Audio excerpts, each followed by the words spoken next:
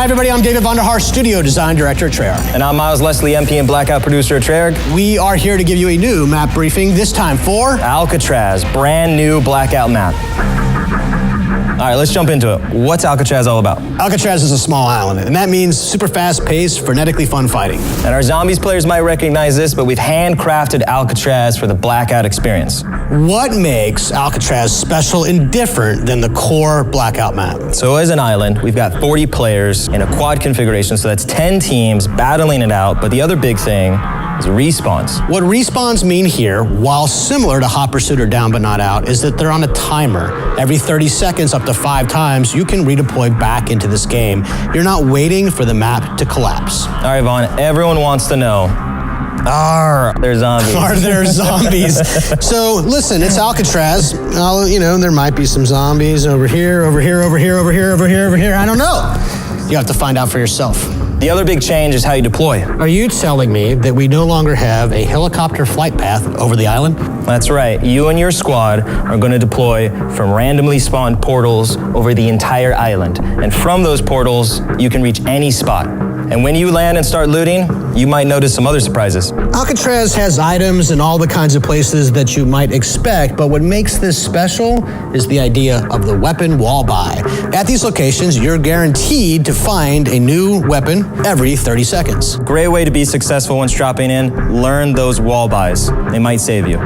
Even though Alcatraz is a small island, it still has plenty of destinations. The main one, of course, the cell house in the direct center of the map. A lot of fun comes from the decisions you have to make, especially after you land. Let's say you land ruins, for example, a lot more open, got some decisions to make. Do I go high and get to the verticality towards the cell house, or do I weave my way through the parade grounds towards the cottages? This is where my strategy typically picks up. I like to grab a building, loot it all, lock it down, find my teammates, and then plot out the next move. I love you, Vaughn, but that's just the wrong strategy. What I like to do here is get up high, take the lighthouse, own that, get in the cell house, and just lock it down. I used to love you. Alcatraz has some very special map features of its own, like the tram. I love this thing. So we talked about that verticality. If you land docks and you want to run your way all the way up, you're going to have to weave through these stairs and get all the way up there. It's going to take a little bit of time. Or try to get to this tram, get all the way up there, and if the circle's pushing you back down, grab that tram, ride it all the way down. Let's get a closer look at the most iconic of buildings in Alcatraz, the cell house. Now, this building is huge, and there's so many different ways to land on it, around it, and get into it. It really can suit your different play style. My favorite thing in all of Alcatraz is this view right here. This long-range interior stacked combat is extremely satisfying when your squad can take over the whole cell block.